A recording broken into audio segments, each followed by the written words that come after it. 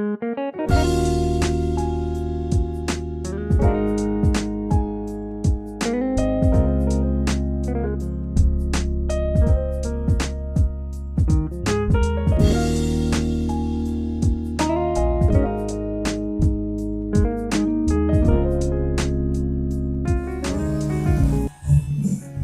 ruangan TV, Deden dan Yulia pun bersantai di sofa menonton acara TV. Waktu pun berjalan, malam pun semakin malam, Yulia pun melancarkan trik keempatnya. Dengan beralasan ingin mandi malam. Mas bisa nggak iya, mandi pukul 22:09 malam ini. Aku panas banget mas, gerah banget, padahal aku tadi sudah mandi. Tapi kenapa gerah iya? Cuacanya malam ini panas iya mas. Iya kamu mandi jam segini. Ntar kamu masuk angin Yul. Gak usah mandilah ntar kamu masuk angin. Kamu ganti baju aja yang ademan dikit. Pokoknya kamu jangan mandi udah tengah malam loh ini. Ya mas. Tapi aku pingin mandi loh mas. Gerah banget mas. Lagian aku juga jarang-jarang mandi malam mas. Cuman hari ini aku merasa gerah mas dan aku pingin mandi mas. Aku mandi iya mas kali ini aja please. Aku kegerahan mas. Ya sudahlah kalau kamu kegerahan dan pingin mandi. Tapi kamu mandinya jangan lama-lama sebentaran saja iya. Mas nggak mau kamu sakit. Kamu masuk angin nanti. Ujar Deden. Iya mas sebentaran doang aku mandinya. Aku janji aku mandi sebentar saja. Ya sudah kamu mandilah, ujar Deden. Oh ya mas kamu belum ngantuk kan mas? Belum emang kenapa Yul? Gak apa-apa mas, nanya aja. Ya sudah aku mandi dulu ya, iya Yul. Yulia pun naik ke atas dan segera mandi. Yuli mandi di kamar utamanya. Selesai mandi Yulia hanya memakai anduk saja yang berwarna putih, tanpa memakai apa-apa. Yulia pun melihat Deden masih berada di ruangan TV. Yulia pun turun menghampiri Deden. Deden yang asik nonton di sofa terkejut, melihat Yulia turun dengan begitu kinclong putih dan sedikit lebih jauh berbeda dari biasanya. Deden pun serius sekali memperhatikan Yulia turun dari tangga. Yulia pun melihat Deden yang begitu serius melihat dirinya. Yulia pun bertanya sambil menurunin anak tangga satu persatu. Ada apa iya mas? Serius gitu melihat Yulia? Tanya Yulia sambil berjalan nurunin anak tangga satu persatu. Deden tidak menjawab pertanyaan Yulia. Deden hanya diam dan memandangi Yulia yang sedang turun dari tangga. Yulia pun tiba di sofa dan langsung duduk di sofa. Deden terus memperhatikan dan melihati Yulia terus-menerus.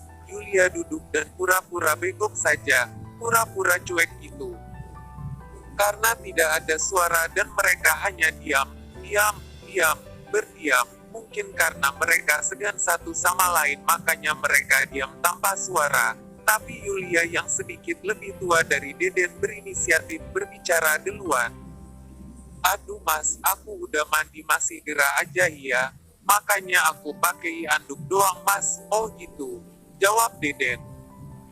Sambil ketakutan dan merasa tergoda juga, Deden teringat mimpi bocor kemarin malamnya itu. Deden pun melamun. Mas kok bengong? Melamun gitu. Melamunin aku iya mas, tanya Yulia. Deden yang tak sadar, bilang iya Yul.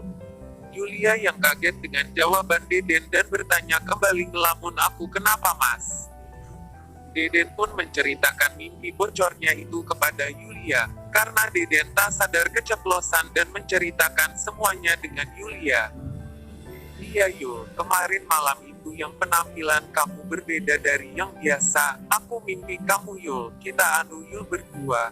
Terus aku bangun pagi dan ke kamar mandi aku lihat anuku bocor Yul.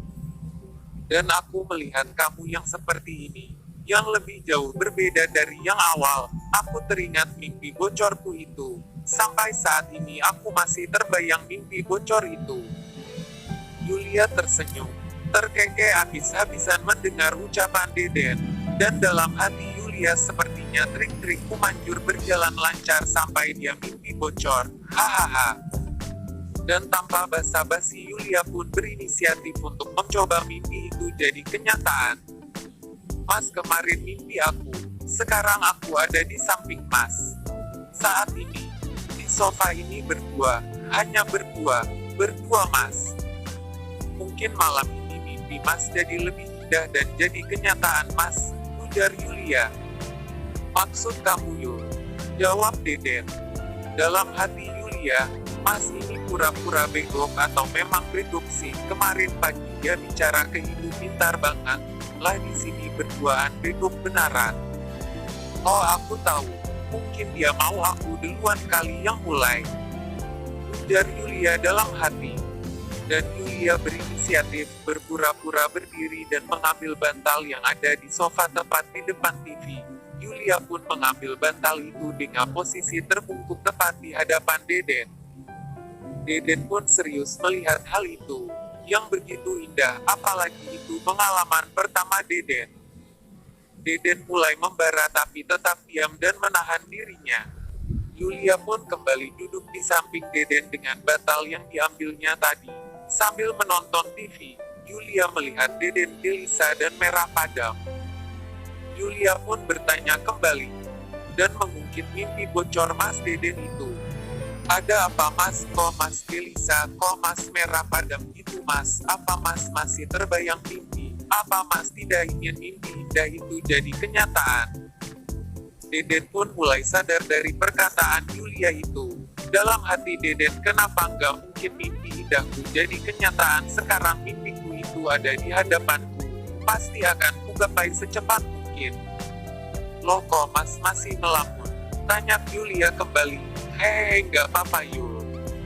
Mas melamun kalau ada hal-hal yang indah saja Yul, jawab Deden. Oh, jawab Yulia sambil mengeringkan rambutnya dengan air dryer. Terus Mas masih terbawa mimpi juga Mas? Tanya Yulia. Iya Yul, Mas masih terganggu dengan mimpi itu.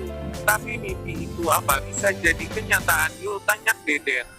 Dan tiba-tiba Yulia berinisiatif untuk lebih membuat Deden tertarik dan merubah mimpi itu jadi nyata. Kenapa nggak bisa? Pasti bisa Mas, jawab Yulia. Yulia pun berinisiatif untuk sengaja membuat anduknya lepas di depan mata Deden. Yulia pun bergegas berdiri, dan mencabut cop pengering rambut, tepat di depan TV. Dengan posisi yang bungkuk, karena cok kabel berada di bawah dan Deden melihat itu lagi untuk kedua kalinya. Dan Deden tak kuasa, mimpi itu pun jadi kenyataan. Selepas mencabut cok kabel, Yulia berbalik arah tepat di depan Deden. Dan anduk Yulia pun terlepas semua. Deden kaget, sangat kaget sekali melihat itu semua. Deden tak kuasa melihat mimpi itu jadi kenyataan. Deden mulai membara melihat itu. Inilah mimpi itu Mas, ujar Yulia.